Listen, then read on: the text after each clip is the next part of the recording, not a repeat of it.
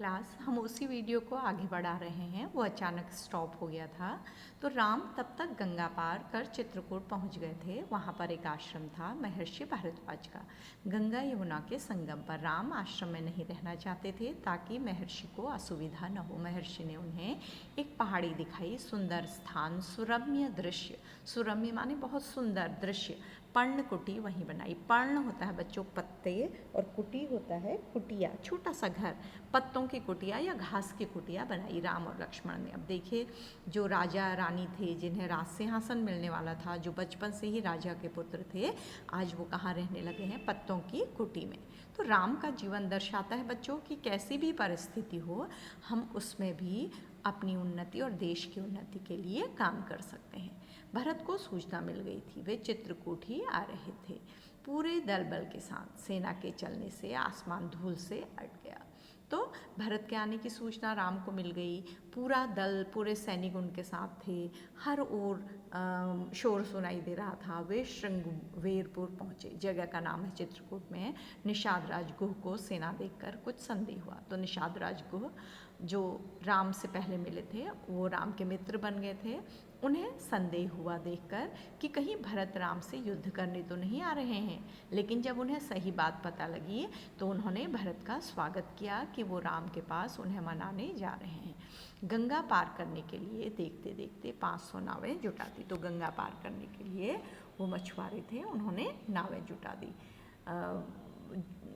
गंगा से पार ले जाते थे नावों को। तो रास्ते में मुनि भारद्वाज का आश्रम पड़ा। उन्होंने भरत को राम का समाचार दिया। वह मार्ग दिखाया जिधर से राम गए। पहाड़ी दिखाई जहाँ राम ने पर्णकुटी बनाई। अयोध्या वासियों ने रात आश्रम में बिताई, इस संतोष के साथ कि राम अब दूर नहीं है। बच्चों, सब प्यार करते थे राम को, सब राम के पास जा रहे थे, सब खुश थे। आगे जंगल घना था, आगे डेंस फॉरेस्ट था, घना जंगल था। सेना चली तो वन में खलबली मच गई। वन में, क्योंकि वन में कोई आता जाता नहीं है। जब कोई अचानक आ जाता है तो जानवर, पशु पक्षी सभी क्या हो जाते हैं? परेशान हो जाते हैं। जानवर इधर उधर भागने लगे। पक्षियों ने अपना बसेरा छोड़ दिया। छोटी वनस्पतियां सेना के पांव तले कुचल गई। बड़े वृक्ष थरथरा उठे। राम और सीता पर्णकुटी में थे। लक्ष्मण पहरा दे रहे थे। कोलाहल उन्होंने भी सुना। वे एक ऊंचे पेड़ पर चढ़ गए देखने के लिए कि मामला क्या है। लक्ष्मण ने देखा कि विराट सेना चली आ रही है। सेना का ध्वज जाना पहचाना था। अयोध्या की सेना थी। वे उत्तर की ओर से आगे बढ़ रहे थे। लक्ष्मण ने पेड़ से ही चीख कर कहा, भैया, भरत सेना के साथ इधर आ रहे हैं। लगता है वे हमें मार डालना चाहते हैं ताकि एक छत्र राज कर सके। राम कुटी से बाहर आ गए। उन्होंने लक्ष्मण को समझाया, भरत हम पर हमला नहीं करेगा, कभी नहीं। वह हम लोगों से भेंट करने आ रहा होगा। राम ने कहा। जब बच्चों, राम बहुत शांत थे, धैर्यवान थे, लेकिन लक्ष्मण क्रोधी स्वभाव के थे। एकदम उन्हें गुस्सा आ जाता था। तो वैसे ही गुस्सा थे कि राम को मनाना पड़ा है। जब उन्होंने देखा कि भरत सेना के साथ आ रहे हैं तो उन्हें लगा कि वो युद्ध करने आ रहे हैं। तो उन्होंने राम से एकदम से कहा। तो राम ने कहा नहीं, क्योंकि उन्हें विश्वास था कि भरत उनसे कभी युद्ध करने नहीं आ सकते। भेंट के लिए सेना के साथ आने का क्या औचित्य? तो उन्होंने कहा कि अगर वो लक्ष्मण ने कहा कि अगर वो मिलने आते तो अकेले आते, इतनी सेना लेकर क्यों आ रहे हैं? दो भाइयों के मिलन से सेना का क्या काम? तो सेना क्या क्या काम? लक्ष्मण आश्वस्त नहीं थे। वे सेना पर आक्रमण करना चाहते थे। राम ने उन्हें रोक दिया। लक्ष्मण तो एकदम युद्ध के लिए तैयार हो गए थे, लेकिन राम ने उन्हें क्या किया? रोक दिया। ठीक है। वीर पुरुष धैर्य का साथ कभी नहीं छोड़ते। कुछ समय प्रतीक्षा करो। इस प्रकार का उतावलापन ठीक नहीं है। किसने लक्ष्मण को समझाया? राम ने, कि जल्दीबाजी ठीक नहीं है। वैसे भी बच्चों, कहा जाता है कि कोई भी निर्णय जल्दी में नहीं लेना चाहिए। भरत ने सेना पहाड़ी के नीचे रोक दी। नगरवासियों से भी वहीं ठहरने को कहा। कोलाहल थम गया। उसकी जगह पुनः वन की नैसर्गिक शांति ने ले ली। नैसर्गिक होता है नेचुरल, प्राकृतिक। भरत ने पहाड़ी को प्रणाम किया। शत्रुघ्न के साथ लेकर नंगे पांवों पर चढ़े। इतना आदर करते थे वो राम का। जिस पहाड़ पर कुटिया बनाई है उस पहाड़ी को भी प्रणाम कर रहे हैं। पाँवों की गति अचानक बढ़ गई। राम से मिलने जा रहे थे। भाई से मिलने की उत्कंठा में, इच्छा में वे प्रतीक्षा नहीं कर सकते थे। वो दौड़ने लगे। पहाड़ी पर उन्हें दूर से एक छवि दिखी। वह राम थे, शिला पर बैठे हुए, एक पत्थर के ऊपर बैठे हुए। पास ही सीता और लक्ष्मण बैठे थे। भरत दौड़ पड़े, राम के चरणों में गिर पड़े। उनके मुंह से एक भी शब्द नहीं निकला। शत्रुघ्न ने भी राम की चरण वंदना की, बोले वे भी नहीं। उन्होंने दोनों को उठाकर सीने से लगा लिया। सबकी आंखों में आंसू थे, क्योंकि भरत कुछ बोल ही नहीं सकते थे। उन्हें लग रहा था कि वो अपराधी हैं। ठीक है, भरत साहस नहीं जुटा पा रहे थे बड़े भाई को यह सूचना देने का कि पिता दशरथ नहीं रहे। तो भरत राम को बताना चाहते थे कि पिता दशरथ नहीं रहे, लेकिन वो राम से कह नहीं पाए। एक दुखद समाचार है भ्राता। भ्राता मतलब भाई, संस्कृत शब्द है बच्चों, जो हिंदी में भी प्रयोग किया जाता है। बहुत कठिनाई से उन्होंने कहा, पिता दशरथ नहीं रहे। आपके आने के छठे दिन दुख में प्राण त्याग दिए। राम सन्न रह गए, शोक में डूब गए।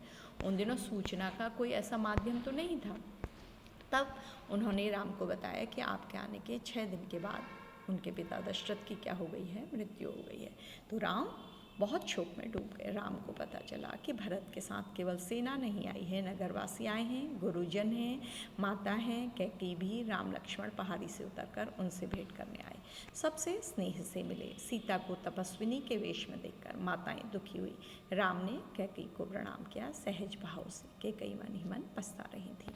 तो कैकेयी को भी अब अच्छा नहीं लग रहा था और राम ने कोई भी क्रोध नहीं दिखाया। उन्होंने उसी तरह से कैकेयी को प्रणाम किया जैसे वे हमेशा करते थे। अगले दिन भरत ने राम से राजग्रहण का आग्रह किया, समझाया, विनती की कि अयोध्या लौट चले। राम इसके लिए तैयार नहीं हुए। पिता की आज्ञा का पालन अनिवार्य है।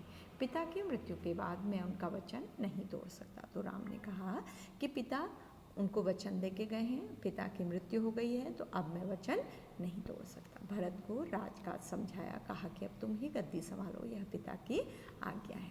राम भरत संवाद के समय मंत्री और सभासद वहाँ उपस्थित थे, मुनि वशिष्ठ भी।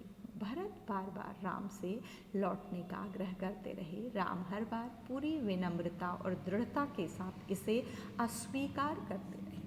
भरत बार बार जिद करते रहे और मनाते रहे राम को कि राम अयोध्या लौट चलें, और राम मना करते रहे। महर्षि वशिष्ठ ने कहा, राम, रघुकुल की परंपरा में राजा ज्येष्ठ पुत्र ही होता है, तो मैं अयोध्या लौटकर अपना दायित्व निभाना चाहिए, इसी में कुल का मान है। तो महर्षि वशिष्ठ, जो कि उनके राजगुरु थे, उन्होंने भी समझाया कि राम, रघुकुल की परंपरा में जो बड़ा पुत्र होता है उसे ही राजा बनना होता है, तो तुम्हें अयोध्या लौटकर अपना काम करना चाहिए, इसी में परिवार की भलाई है। ये समझाने पर लेकिन बच्चों आगे होगा कि राम तब भी लौटे नहीं। तो आज हमने कहानी का दूसरा भाग पढ़ा है। इसका एक भाग और बच गया है और इसके प्रश्न बच गए हैं, तो आप ध्यान देकर इसको पढ़िएगा, इस वीडियो को सुनिएगा, तो आपको कहानी वैसे भी याद हो जाएगी। बच्चों, हमें अपने देश के महापुरुषों के बारे में जानना भी चाहिए कि उन्होंने कितना संघर्ष करके अपने लिए स्थान बनाया है, अपने धर्म को निभाया है, अपने परिवार की मर्यादा का ध्यान रखा है। तो बच्चों, हमारी कक्षा यहीं पर समाप्त होती है। Thank you class, thank you 6th class.